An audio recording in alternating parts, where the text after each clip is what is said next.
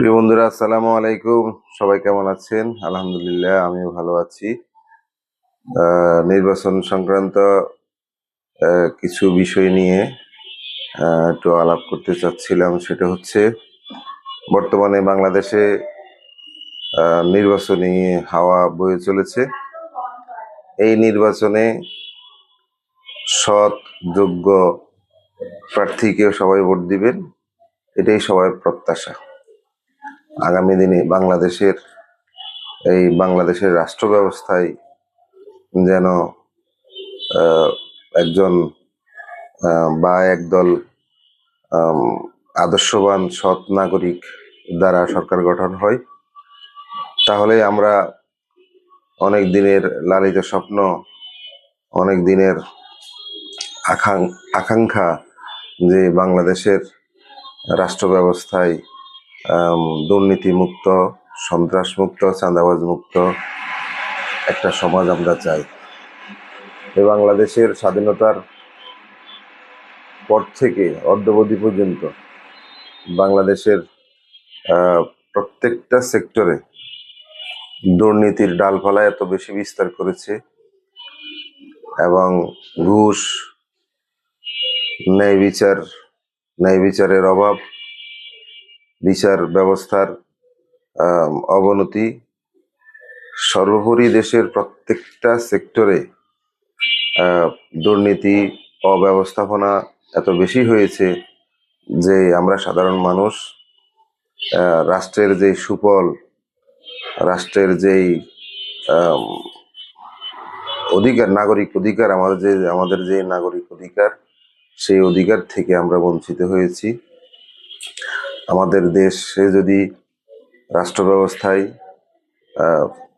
দলমত নির্বিশেষে যে কোনো দলের হোক, বিএনপি হোক, আওয়ামী লীগ হোক, জামাত হোক, জাতীয় পার্টি হোক, যারাই ক্ষমতায় আসছেন, তারা যদি সৎ চিন্তা নিয়ে, ন্যায় পরায়ণতা নিয়ে দেশ চালাতেন এবং দেশকে ভালোবাসতেন, তাহলে দেশের আজ এই অবস্থা হতো না। পৃথিবীর ছোট ছোট অনেক দেশ আমাদের চেয়ে আরো অনেক আগেই উন্নত রাষ্ট্রে পরিণত হয়েছে। তাদের কর্মপ্রচেষ্টা, তাদের সততার কারণে, দেশপ্রেমের কারণে তারা দেশকে গড়তে পেরেছে। আমাদের যারাই রাষ্ট্র ব্যবস্থায় সরকার গঠন করেছেন, আমাদের যারাই দেশ চালিয়েছেন, সবাই যার যার পক্ষ থেকে যার যার পকেট বাড়ি করেছেন। সবাই নিজেদের পকেট বাড়ি করেছেন, নিজেদের আখের গুছিয়ে নিয়েছেন, হাজার হাজার কোটি টাকার মালিক হয়েছেন। গরিব অসহায় মানুষরা পরিশ্রম করে টাকা ইনকাম করে ব্যাংকে জমা রাখেন একটু সঞ্চয়ের আশায়, কিন্তু দেখা যাচ্ছে বড় বড় রাঘব বোয়ালরা, বড় বড় ব্যবসায়ীরা হাজার হাজার কোটি টাকা ঋণ নিয়ে সেই ঋণ আর পরিশোধ করছেন না। কিছুদিন পরে দেখা যায় সেই ব্যাংক মানুষের সেই কষ্টার্জিত সেই আমানত ফেরত দিতে পারছে না। অতএব আমাদের রাষ্ট্র ব্যবস্থায় যদি আমরা সৎ যোগ্য নাগরিক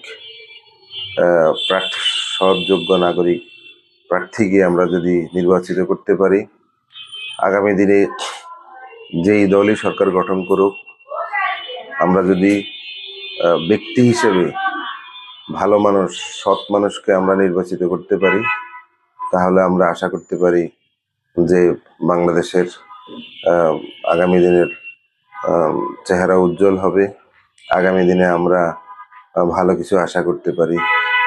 আমি ব্যক্তিগতভাবে চাই এবং আল্লাহর কাছে দোয়া করি আমাদের রাষ্ট্র ব্যবস্থায় এমন মানুষ আসুক, যে মানুষের দ্বারা, যে মানুষ নিজের জন্য নয়, দেশের জন্য কাজ করবেন, দেশের মানুষের জন্য কাজ করবেন, এই সমাজকে উন্নয়নের জন্য, এই সমাজের উন্নতির জন্য, দেশের আপামর জনসাধারণের জন্য কাজ করবেন, দেশের কল্যাণার্থে এবং দেশের মানুষের যেন ভোগান্তি না হয় এমন কাজ করবেন, ইসলামের জন্য কাজ করবেন, দেশের রাষ্ট্র ব্যবস্থাকে এমনভাবে গড়ে তুলবেন যেখানে থাকবে না কোনো অন্যায় অবিচার, যেখানে থাকবে না কোনো দুর্নীতি, চুরি, রাহাজানি, যেখানে থাকবে না কোনো আহ, সুদ ঘুষের বাণিজ্য, যেখানে থাকবে না হিংসা, পরায়ণতা, যেখানে প্রতিহিংসার রাজনীতির অবসান আমরা চাই।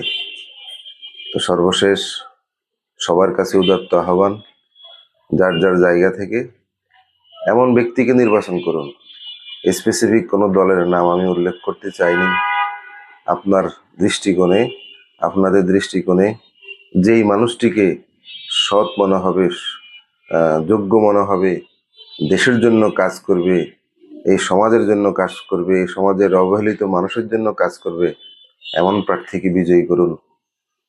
এই প্রার্থী যেন সংসদে গিয়ে এই দেশের মানুষের জন্য কথা বলতে পারে, দেশের জন্য কথা বলতে পারে, দেশের উন্নয়নে কাজ করতে পারে, এমন প্রার্থী নির্বাচন করুন। আগামী দিনে বাংলাদেশ বিশ্বের দরবারে যেন মাথা উঁচু করে দাঁড়াতে পারে এবং আমরা যেন গর্বিত জাতি হিসেবে মাথা উঁচু করে দাঁড়াতে পারি। আমাদের দেশ যেন অর্থনীতির স্বর্ণ শিখরে পৌঁছতে পারে, সেই প্রত্যাশা রেখে সবাইকে উদাত্ত আহ্বান জানাচ্ছি। এই যে গণভোট চলছে, সেই গণভোটে হাঁ ভোট দেওয়ার জন্য। হাঁ ভোট দিলে আমরা দুর্নীতি থেকে রেহাই পাবো, সন্ত্রাস চাঁদাবাজি থেকে রেহাই পাবো। হাঁ ভোট দিলে আমরা একটা আদর্শ দেশ গড়তে পারবো আশা করছি। সবাই ভালো থাকবেন, সুস্থ থাকবেন। আসসালামু আলাইকুম।